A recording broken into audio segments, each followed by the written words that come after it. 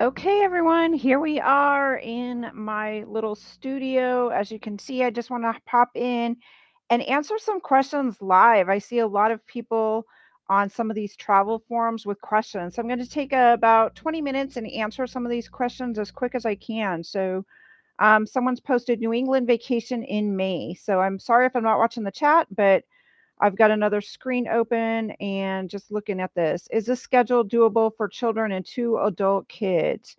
Providence to Plymouth. You know what? Plymouth, I didn't spend a lot of time in. The Plymouth plantation, could probably walk it in an hour to 2 hours unless you really engage with a lot of the docents. Salem, I think, and I've commented on this before in one of my YouTube shorts. 2 nights in Salem to me would be too much, but if you're really into haunted things and you want to do a ghost walk, maybe and go out maybe in the harbor and spend a lot of time in the exhibits and really in depth in the cemeteries, then maybe 2 nights. But I would cut it down to one night and move that extra night to Bar Harbor. I really think that driving from Salem up to Bar Harbor, you're skipping a lot of great places on the coast. You're skipping Kennebunkport. Skipping stopping at a couple of the lighthouses. There's so many lighthouses to stop at. And a lot of the lighthouses, honestly, are down the little fingers of land on the Maine coast. There's thousands of miles of Maine coastline. And so taking time to drive down to the end of one of those fingers can take a lot of time. I don't know why I'm talking so loud. It's just me. So I would spend 3 nights in Bar Harbor, and you want to try to stay as close as you can to the main part of Bar Harbor so that you can walk to the restaurants at night. Granted, this looks like they are going in May, which hopefully that beats a lot of the summer rush. But you may want to check on the website for Acadia National Park. They are taking reservations for the parking spots on Cadillac Mountain. You know, one of the great experiences is experiencing sunrise on the top of Cadillac Mountain. So check about the parking and reserve your spot so that you have a spot. There's not a lot of parking up there.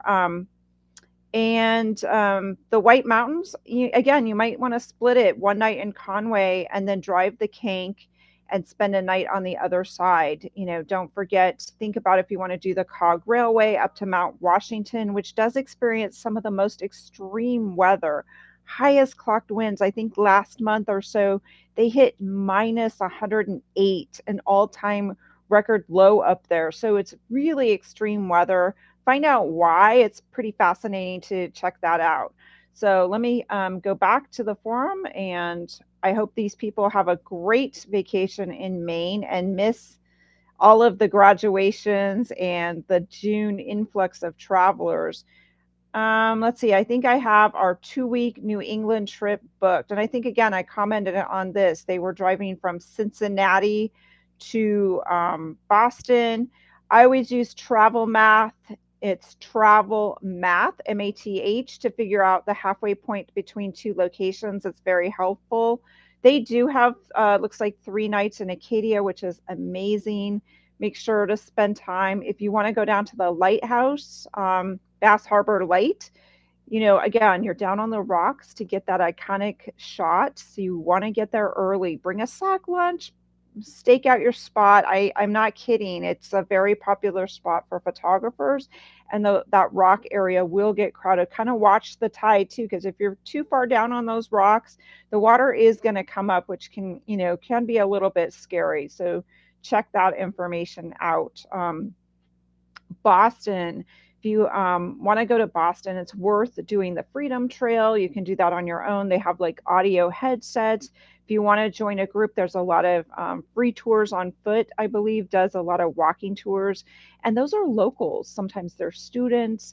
They're locals to Boston that are maybe getting their you know, kind of their spiel down to start doing tours on their own. So they're good resources for restaurant recommendations and other places to go.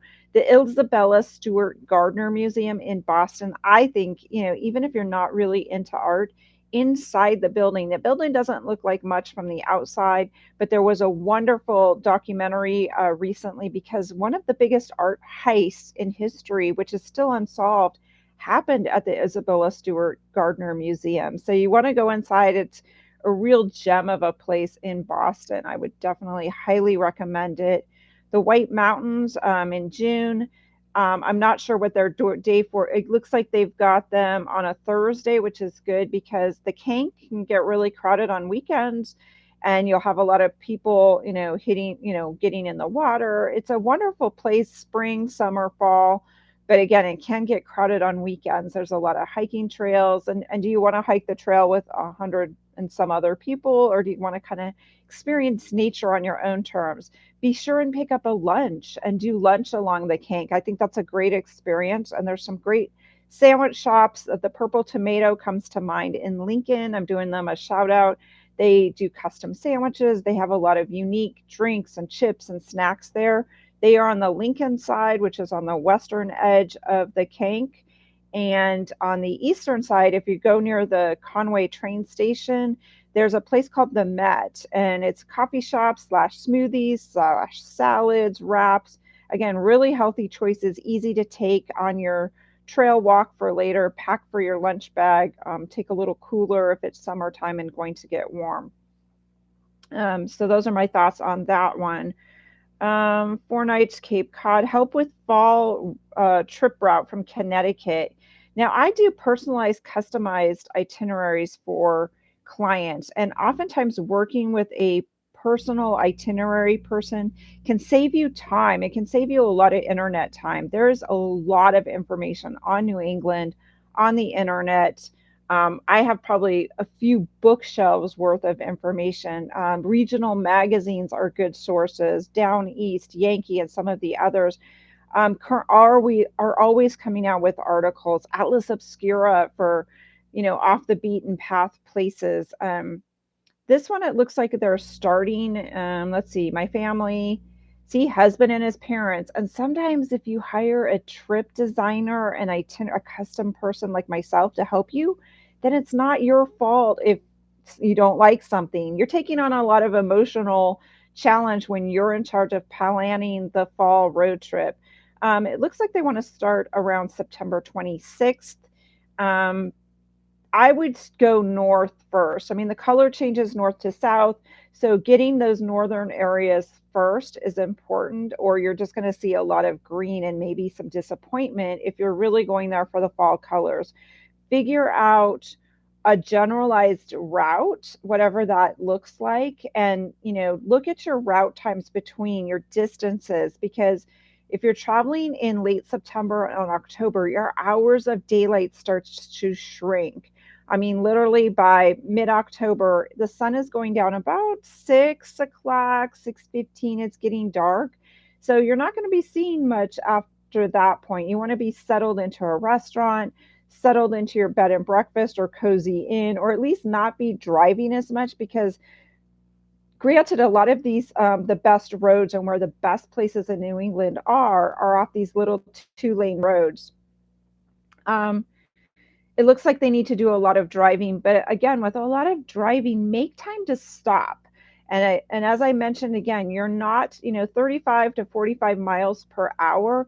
You're not able to cover as many distances, and you want to stop in the quaint little towns. You want to stop at that country store, and the country stores can look like a little gas station, but honestly, if you park there, they've got a lunch counter in the back, and they've often got a hot pot-bellied stove. They've got soups, they've got sandwiches, they've got local honeys and jams for sale. They've got lots of things to pop in there and see. Yes, I would definitely break up the drive to Bar Harbor, they're commenting, but I'm not sure if I would stop in Portland. Portland is pretty big. You might want to look at Portland is pretty big. You might want to look at a place like Bath, depending on your parents' interests. You'd want to see how far Bath maps out for you. But Bath, it's always been a shipbuilding town. And down along the water, there's a fascinating tour of our facilities. And depending on what they can show you, because our military is building submarines there and other, ships and so forth. But that's a fascinating little place.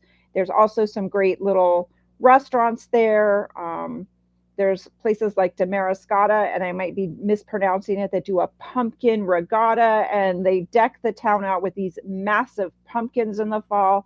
So that's a really cute town. I think Portland is great, but it's a little bit bigger. So if you want more of that quintessential New England town where you can walk to restaurants and really get a feel for New England or a sea town, I would probably pick something a little bit smaller. Kennebunkport, it sounds like, is maybe a little, you're going to have a longer drive than to get to Bar Harbor. But Kennebunkport, that's been an old money town for years. I mean, you've got the Bush Estate still off on that little island just a little bit outside of Kennebunkport.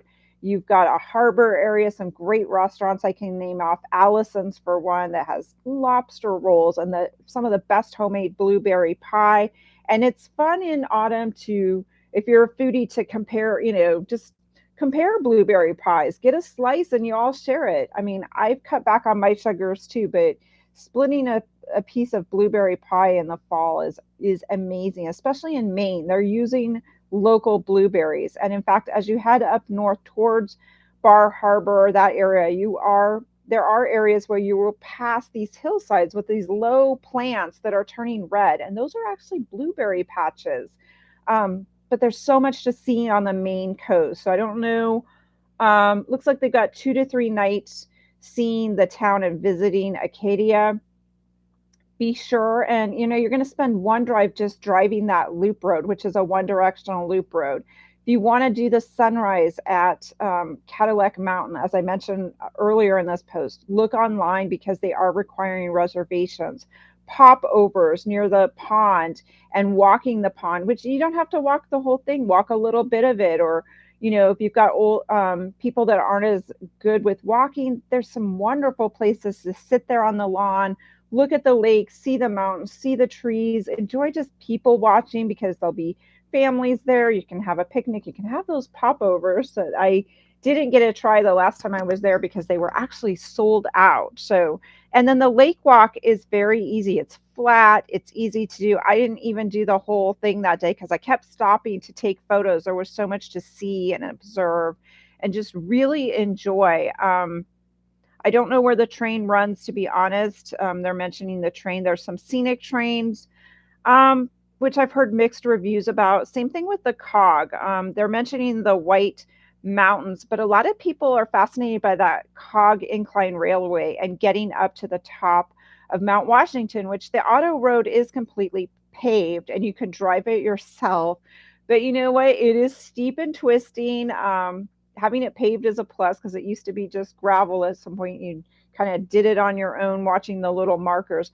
But the train is kind of interesting, but I wouldn't buy the ticket ahead of time. And the reason I say that is because you don't know what the weather is going to be like. And honestly, my first experience taking that cog incline railway, it wasn't memorable because we were trapped in this little train and it was just white outside the windows because you're going up into the fog bank. And literally once I got to the top, you're at the top with the weather information and a little visitor center and you're walking around. But again, you couldn't see much. It was all socked in with fog. It really has its own weather right there. So I would wait until the day before or till you kind of have you're closer to the day you're going to go there. They run a few different trains and I would allow literally about 4 hours to do that. So it does take a chunk of your day to include that cog railway, but I believe it's one of the oldest in the world. And if you're into trains, into something unique, I would do it.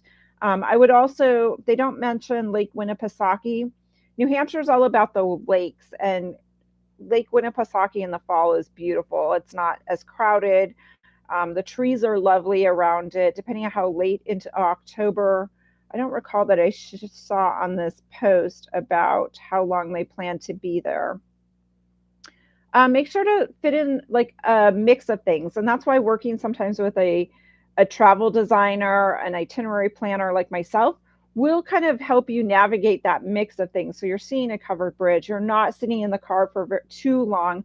And as I said, you'll have places to stay that are unique, that aren't cookie cutter, unless that's what you want, which I do have clients occasionally that they want to know, like when they check into a Hampton, they're getting their points. They know that they're getting the free breakfast, and the free breakfast is the same every single day. But don't cheat yourself. There's some amazing bed and breakfasts that aren't all that frilly, Victorian, wallpaper, cluttered grandma looking house that you have in your head. A lot of them are just simple farmhouse style with wood floors and really amazing breakfast by people that really love cooking you something, literally from the eggs from the chickens that they're raising out back, or the vegetables in their garden, or they can tell you where they got the sausage that morning from the local farmer down the road, or the maple syrup coming from the trees right on the driveway. So there are some fabulous experiences that you might miss by just staying in those corporate hotels.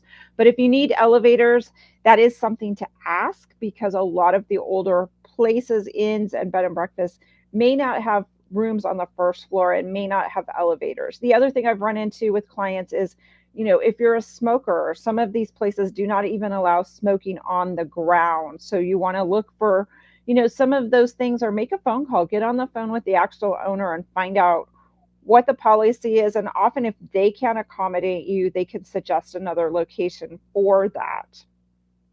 So that's some info on that one. Looking for my New England, we've kind of talked about May and June. If you have a choice between May and June, I went last June. Newport, Rhode Island, for example, was wall to wall people. We could barely walk on the sidewalk. It was so crowded, and we could barely drive to go past the mansions. And you do need tickets to get into those mansions in Newport. And there's not, I mean, we couldn't even park just to walk past the gates and do a stroll. There literally was no parking that we could find close by. So something to keep in mind, if you have school age kids. I know growing up, my parents often requested to take us out of school early to start that summer vacation, just to get a jump on the people. I'm seeing a last week October road trip from Boston. The last week of October, honestly, you can still get color. And, just watching the map, lower, southern part of New Hampshire, Massachusetts is still going to get color. The Mohawk Trail, which traverses the northern part of Massachusetts, places like Salem, Massachusetts, Concord, where the bridge is. Concord has a really cute historic downtown. It's very small, but from there you can walk up to the old cemetery. You can walk to the bridge. You can stay in a really wonderful inn. If you want to take the ferry to Martha's Vineyard, look at the dates. Some of those boats do stop running mid-October, really right after Indigenous Peoples Columbus Day weekend, because traditionally Columbus Day weekend is kind of a cutoff, especially in Maine. A lot of places stop. They literally don't have enough help to run their inn. They're kind of shutting down for the season. So watch your dates, do a little bit of research. Western Massachusetts, there's some wonderful places. You may even want to include like places like Ithaca, New York, the Finger Lakes. I know that's a little bit of a drive, or the Hudson River Valley. Again, incredible fall colors and driving distance from Boston, because again, you don't want to pick up that car until you're ready to leave Boston. When you're in Boston, you want to make use of your feet, walking, public transportation. I mean, I spent a full day walking, just breaking it up with sitting and coffees and donuts and all kinds of little treats. So do yourself a favor and don't get the car until you're ready to leave Boston. And it was a little bit more expensive to get it at the airport, but super simple. There was a rental car center. Hotels have shuttles there. It's easy to get Uber and Lyft right from that rental car portion of the Boston Logan Airport. And again, someone was asking about the White Mountains that last week of October. I would still drive it. The Kank is still beautiful, and you will get that random tree with bright red leaves, to be honest. And it'll be quiet. You'll have the place to yourself. You may even get snow leaf, is what they call it, the mixture of snow and the remaining leaves on the trees at the top when you go over the pass. And these towns may be just less people, which makes them a little bit more enjoyable. Don't forget the lakes, Lake Winnipesaukee, any of the water areas. Sometimes the color turns there a little bit later. So those are some of my tips there. Going back to the New England Forum, you can literally, there's hundreds, I think, of covered bridges in Vermont and New Hampshire. So you could spend a whole trip you're going to get cover bridged out. So, talking to someone like myself that knows kind of which covered bridges photographically are more pleasing. Definitely you want to visit the longest covered bridge, which straddles New Hampshire and Vermont. but just don't have a high profile vehicle because it is narrow in there and the roof line is low. So sometimes you kind of have to do your pre-navigation with an actual paper map and watch your clearances. I've heard many horror stories of, RVs, campers, high profile vehicles literally getting stuck in those covered bridges. That is not going to help you on your vacation and not be fun to deal with. Summer multi-gen family trip. Um, Multi-gen trips are a lot of fun, but pick places to stay where people can walk, places like Burlington, Vermont, for example. Depending on where you stay in Burlington, there's a lot of things within walking distance. You've got the lake, you've got people can rent bicycles and do the wonderful bicycle trail along Lake Champlain. You've got history. You can go down to Fort Ticonderoga. There's ferries that traverse Lake Champlain. There's boat cruises so that you can do that for a few hours. You want to have lots of activities, and depending on the ages of the kids, I think it's always. I traveled with my teenage niece last summer, and I should have included a few more places with swimming pools because honestly, she really wanted to spend a lot of time at the swimming pool. She had her books, she had her music in her ears. So it was just a different generation. But as long as she had some quirky places, unique places, she really got into Salem. There was, the haunted history um, shops with, that are kind of Harry Potter inspired with crystals and things like that, which you can find those. You just need to do a little bit of work. Atlas Obscura is a great reference for some of those off the beaten path places. And with a multifamily trip or multiple ages, if you have somewhere scenic to stay, honestly, sometimes having the afternoon free so you can just have a bench by the lake with your book and a good coffee or tea and just enjoy the afternoon, that will be fine for some people, including some of the teenagers. That may be fine for them too. They don't want to be running, hustling about all day. Others may want to, be more active and do walking or rent the bicycles or take a day trip up to Stowe or, like I mentioned, the boat. So, looking at towns and what's right available there. Boston is a great place for, it may be more pricey in summer, but then that's where you want to offset and look for. There's a lot of free things in Boston to do, a lot of free walking tours. Look at even the library, to be honest, is fascinating in Boston. And a lot of times the library will post free events, free activities, free walks. So, looking at some of those options, some of these little bit bigger hubs of opportunity, places near the water. I think we all like to stay near the water. Looking around Lake Winnipesaukee, maybe there's a great Airbnb where you have space. You have space for people to spread out. You have a gathering space so that you can, plan family time together, whether it's a game night or just talking or always doing breakfast together and having some of your meals together in that spot is often a good alternative. So that's my input for today. Like I said, some of these are classics. The Kank Highway, I always recommend including that. Just don't do it on a weekend in autumn. Otherwise, if you have to start early, that can be your other saving thing is to get out there early. Just do your research, ask questions. There's a lot of stuff online. There's a lot of people willing to ask questions. And if you want to reach out to me, you can find me at April at aprilart.com or yourphototravelguide.com. Thanks.